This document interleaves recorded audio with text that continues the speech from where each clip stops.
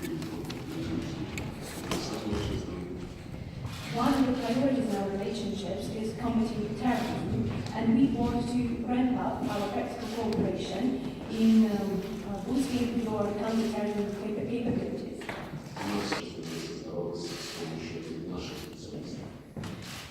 We have good relationships in trade and economy and in investment cooperation. One of the important sectors is energy, and we remember that the industry back in the day was created with the help of the Soviet professionals. Ну и, конечно, специалистским планом при нашей поддержке полноправного членства в Шанхайской организации сотрудничества выявлено прошлого.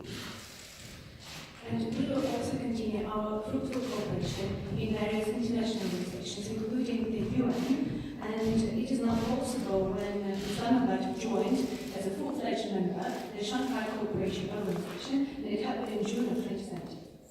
Добро пожаловать еще раз. Once again, welcome to Moscow.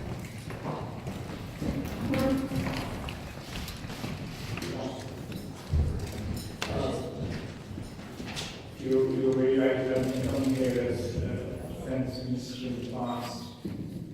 And it's my first year as foreign minister. I attended three